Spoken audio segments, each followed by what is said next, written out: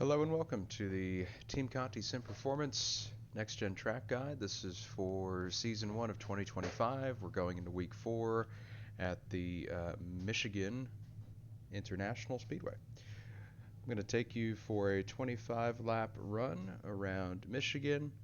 It's going to be pretty straightforward this week. Nothing too crazy with alternative lines or things that are outside the norm, but we'll go through 25 laps, search around a little bit, show you some different things, and then as always do a green flag pit road attempt at the end of the run, and then do a bit of a deeper dive from outside the car via the replay screen. So Michigan is a very fast track, very momentum-based track, very much so with this next-gen car, especially given how quickly these things seem to get to terminal velocity, if you will. Lots of drag. Really don't have the ability to break away here, so for the majority of your races, or most of your time spent on track this coming week, you're going to be in a pack. Whether you're leading the pack or within the pack, you're going to have cars around you, so it's really critical to understand how to make good passes, efficient passes, and not lose time in the process. And we'll go over a bit of that throughout this run.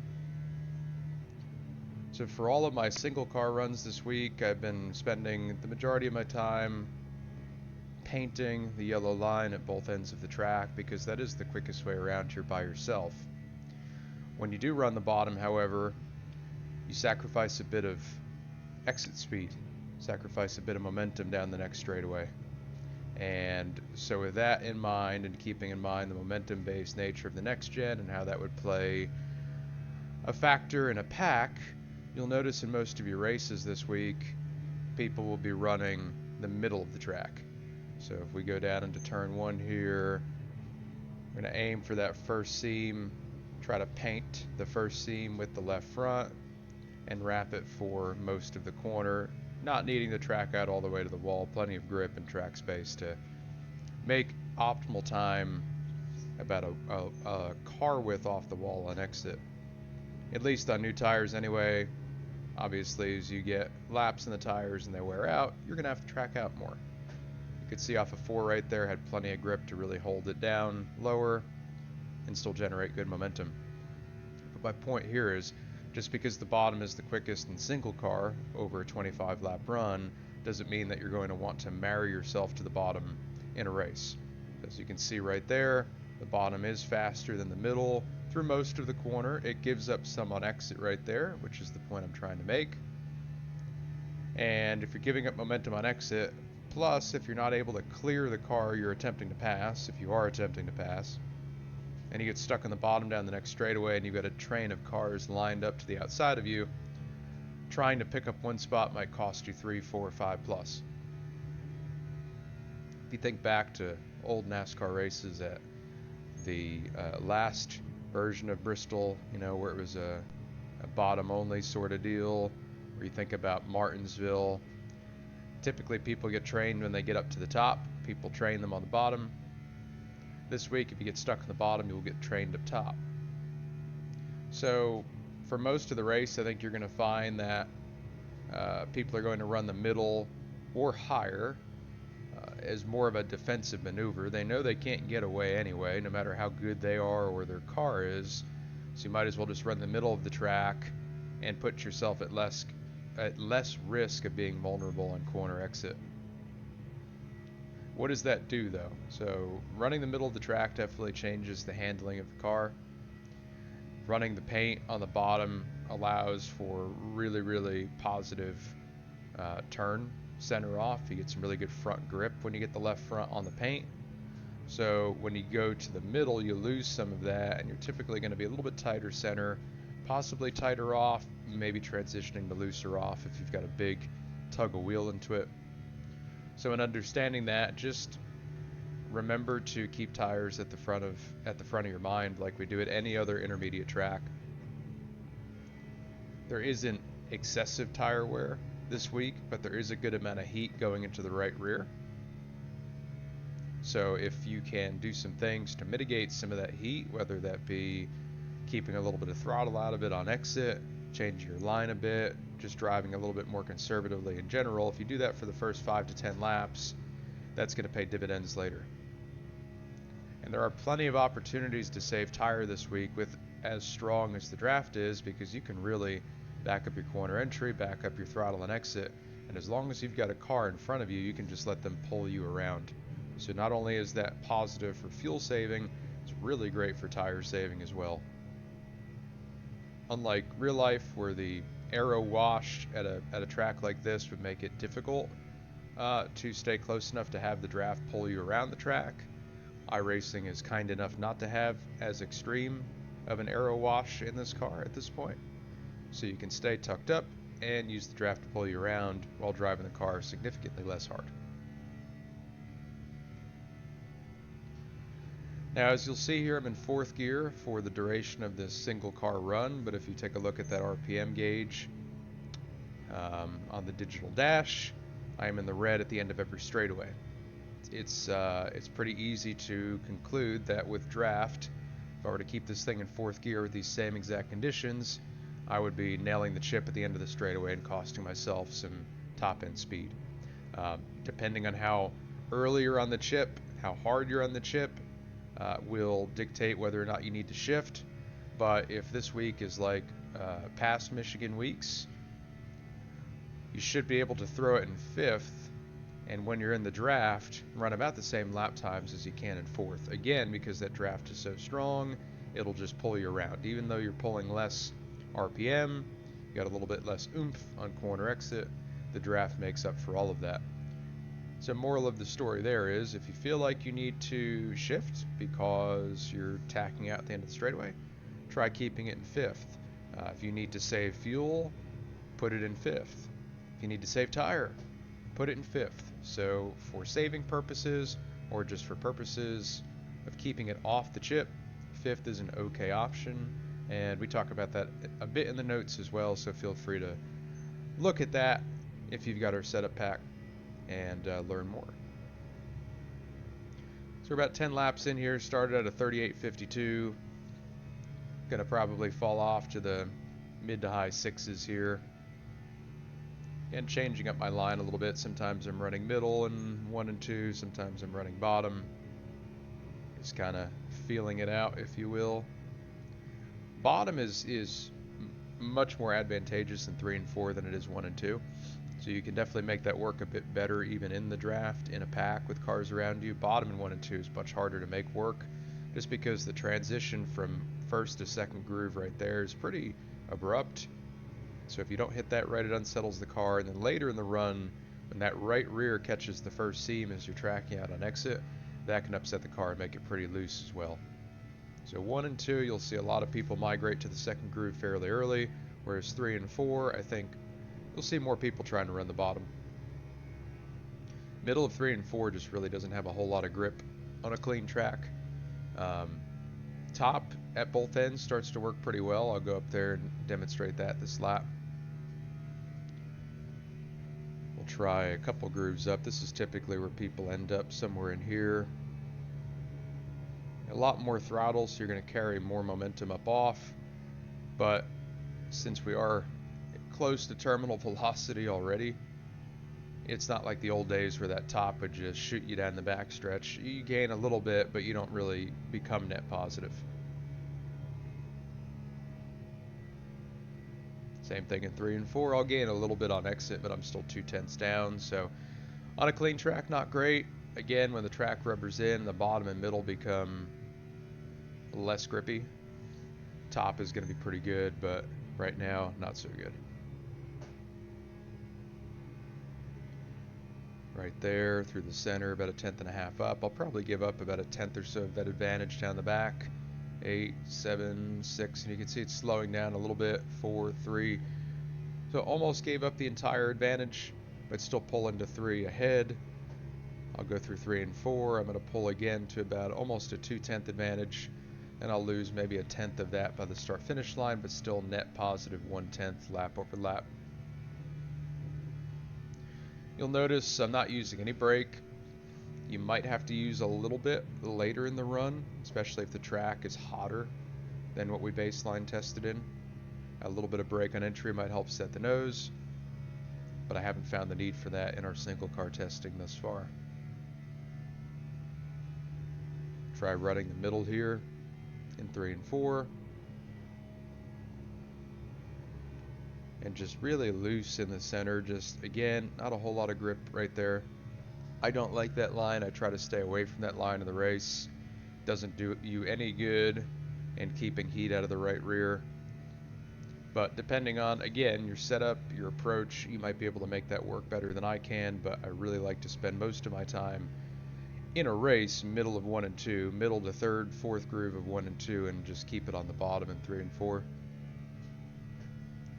Give yourself a little bit of room down the straightaway so that the wall arrow doesn't drag you back. It's not worth a lot, but when we're talking qualifying, it's going to be pretty tight. Might be worth a hundredth or two over the course of a lap.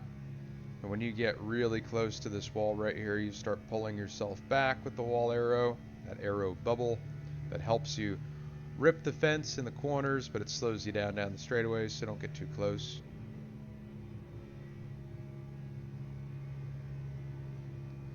But overall, this is pretty straightforward. I think we're going to change the game plan a little bit here. I'll go 3-4 more laps, and we'll call this at lap 20. If you want to see farther into a run, we do have our track guide from season 3 as well. It was a little bit of a hotter track, but I believe I did a 25 there. But I don't think you all will gain anything from sitting here watching me run an extra 5 laps at speed. I think we could spend a little bit more time on the pit road entry and just some things from outside the car. Make it more worth your while to watch this video. And a call to action for all of you out there, customers or not, if you watch these videos pretty routinely and hopefully you like them, but if you feel like you're wanting more information about a certain topic within these videos covered, feel free to reach out. Drop a comment, drop a DM on Discord if you're in the Team Conti Sim Performance Discord, and let me know what you think. These videos are not for me.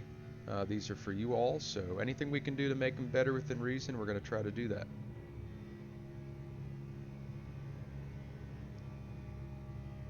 Right there, a little loose, crossing that seam. Very, very, very important to make sure that you are crossing that seam at the right time, at the right slip angle.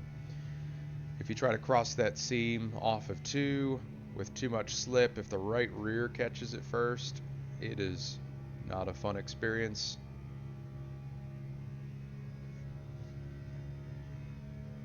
So make sure you're crossing that as straight as possible. Go back up to we'll try the third groove here. We haven't done that yet. That's pretty good. Nice and stable. A little loose right there, but I should pull almost into the green by the end of the back. Yeah, about even. I'm going to go way up here in 3 and 4. I'm going to go very slow, but the grip is great up here. Really, really good in a race.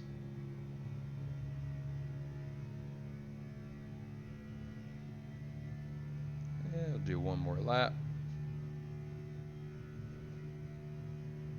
Go back to the race line, which should be first seam 1 and 2.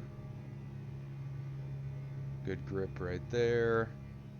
Should break about even versus the lap before, maybe a little quicker, which is good. And we'll go back to the bottom.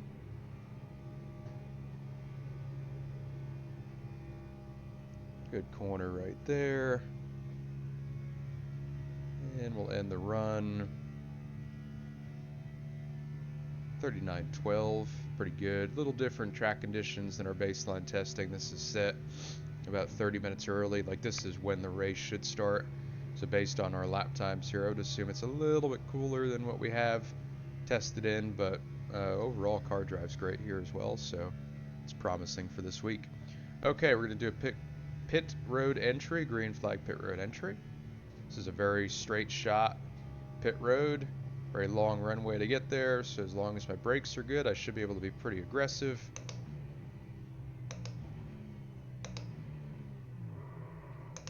And there we go.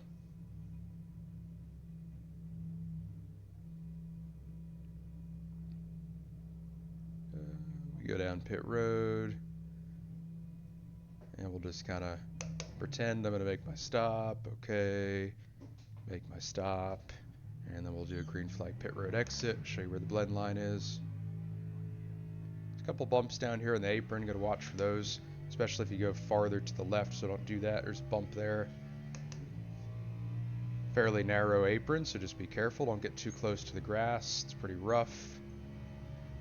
Almost full throttle, and then nice easy merge off of 2.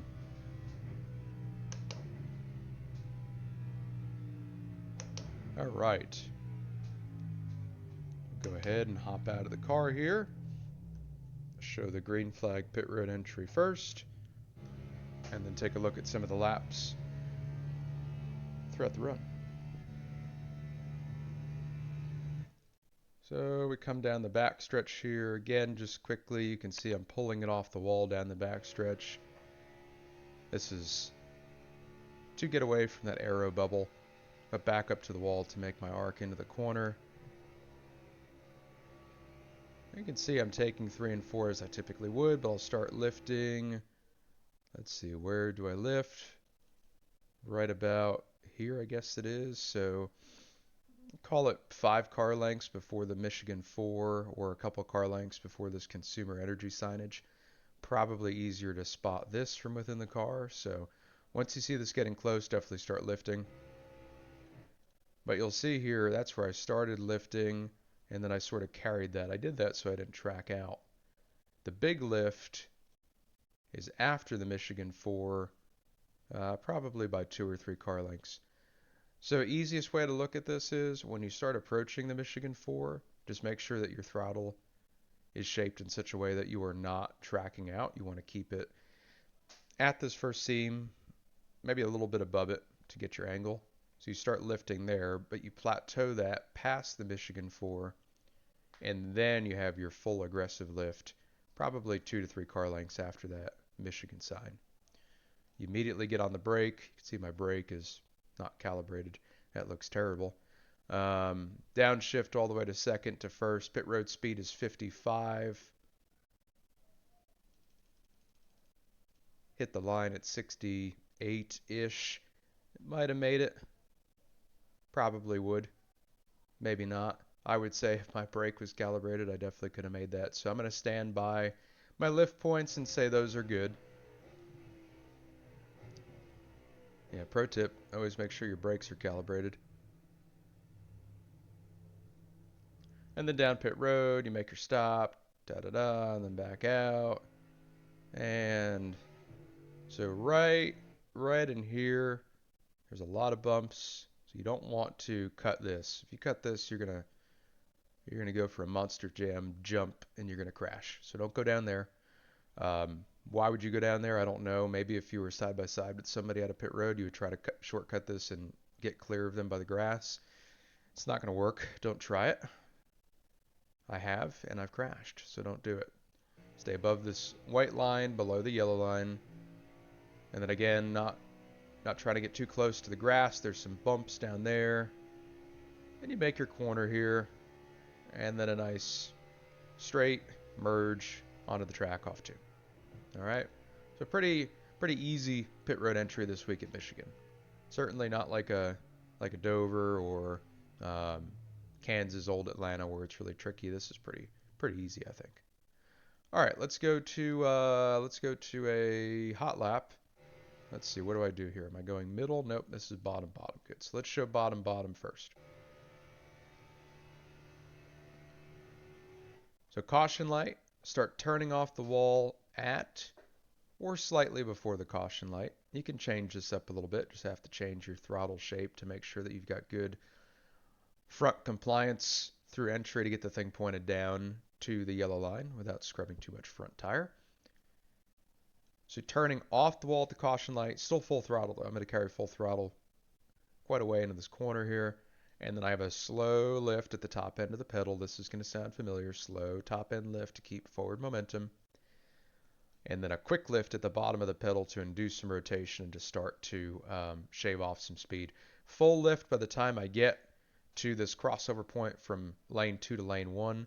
Again, there's a big difference in banking, or so it feels, from lane 1 to lane 2. So if you're carrying throttle and you're carrying wheel across this transition, you're going to unload the right rear and get pretty loose, more than likely. So full lift by the time you get to the seam, cross over the seam, and then I'm going to be on the throttle fairly quickly. There you go. So I get over the seam and then I start feeding throttle back into it. The goal here is to get the left front right on the yellow line, touching it, on it, so I can hook it. And I am pretty much there.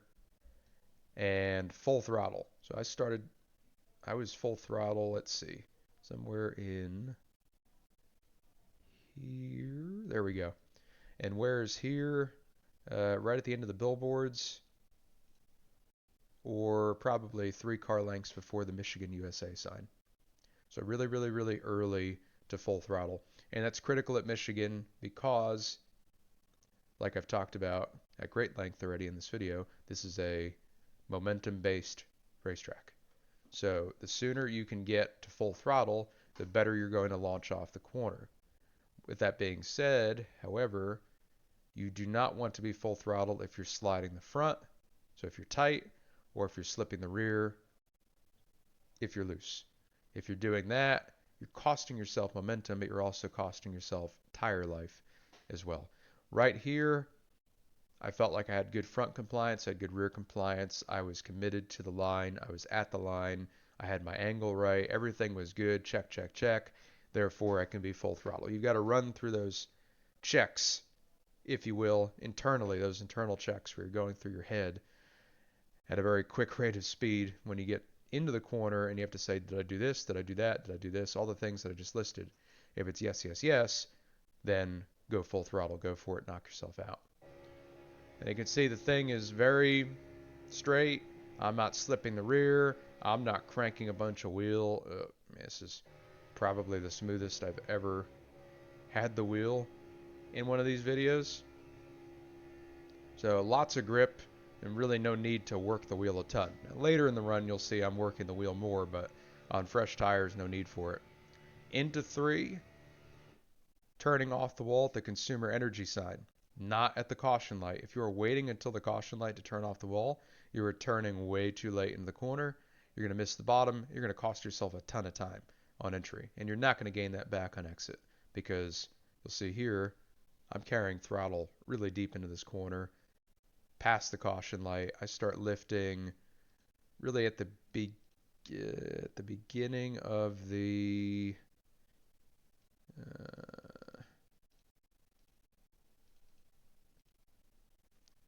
almost at the beginning of the NASCAR sign, a little bit after the Tissot billboard. So really billboard number 2 and 3, that's where the lift starts to happen. I don't really think you can see that well with inside the car, or within the car rather. But as you're going here, if you need lift points, if you sort of take your right eye and look over yonder, you'll see those billboards. And when you get about even to the Tissot billboard, you should probably start considering lifting. Okay, so we go into the corner, similar to turn 1, slow lift, goes into a quick lift, probably a quicker lift overall than 1 and 2, just because we have to shave that speed off quicker. And you can see very, very early back in the gas. So again, over the transition from lane 2 to lane 1 with free roll, no gas, no brake. And then as soon as I clear that transition, I start to get back on the throttle, feed it throttle, feed it throttle, feed it throttle, plateau a little bit around 70 to 80% to make sure that I've got good compliance front and rear. Car grips up, I go full throttle, and then I hook this yellow line center off. I was a little bit off of it right here. I would like to be closer to it, but overall it was close enough to make some pretty good speed.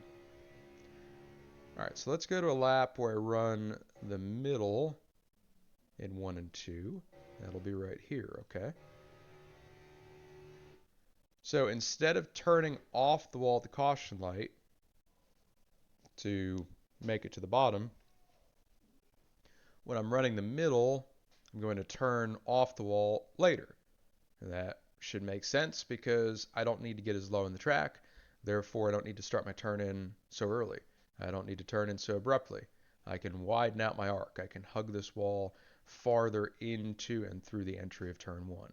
However, I should still be turning off the wall fairly soon, and I am. So right after the caution light, coming off the wall, still full throttle though.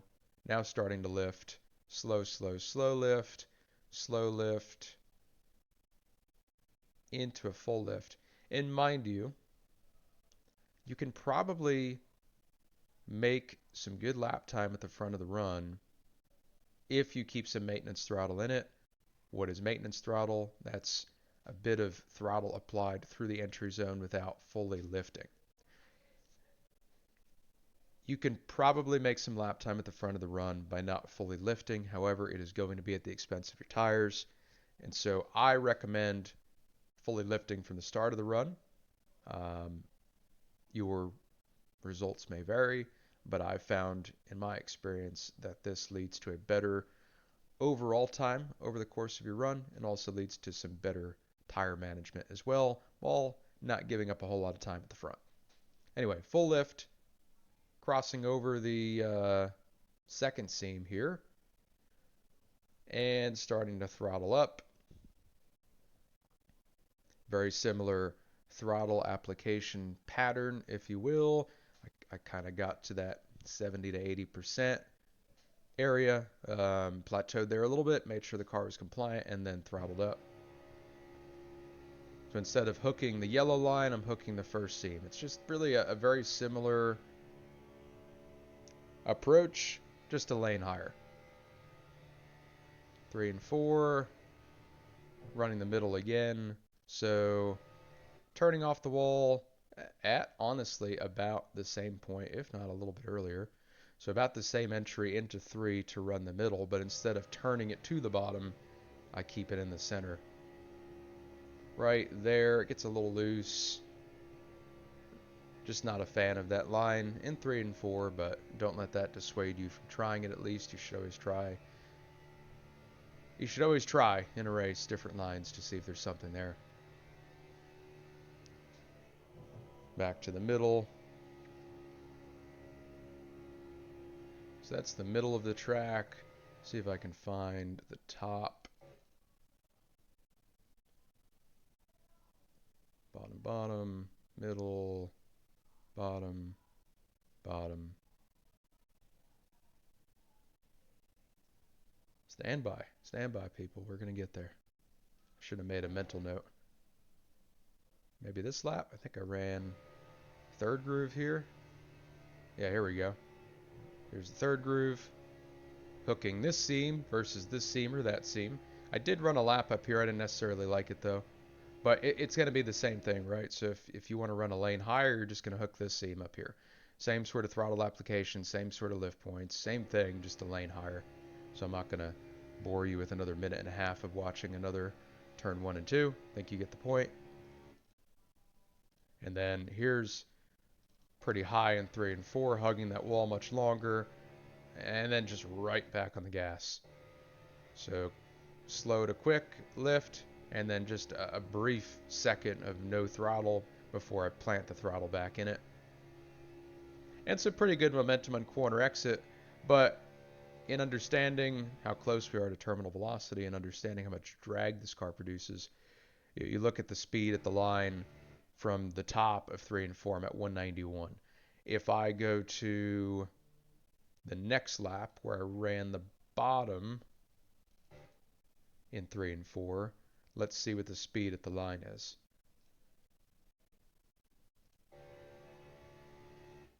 Maybe 190? Almost 190. 189. So it's a 2-mile-an-hour difference running the top versus running the very bottom. So there's not enough of a speed delta to really make that top line suitable for making lap time on a clean track.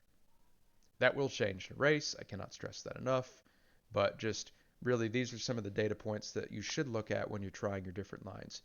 That tracker, the delta bar that I have up during my runs, it's very helpful in understanding what's working and what's not in real time. But then when you analyze the run after you're done driving, whether you're looking at Garage 61, Motec, or just from the replay screen, look at those checkpoints, right?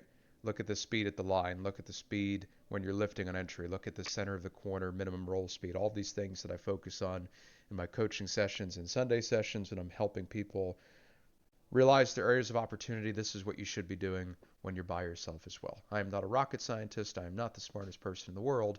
If I can figure it out, so can most of you. So anyway, that is Michigan in a 30 and a half minute nutshell. I think this has been a really good deep dive of Michigan. We've gone into some detail that we did not go into when the series last visited here in season 3 of last year. So I'm hoping that if you did watch that previous track guide, you found value in spending about 30 minutes watching the latest as well. As always, thank you all so much for your support of TCSP. We just crossed the 800 subscriber mark on YouTube, which is still very much small potatoes compared to where we want to be, but we understand that everything's a process, and we appreciate the support that you all have shown to get us to where we are now, and we look forward to taking you all with us on a journey through 2025 as we aim to be bigger and better than ever over the course of this year. With that being said, that's all I have. Have a great week 4. Enjoy Michigan, and we'll see you next week at the Daytona Road Course.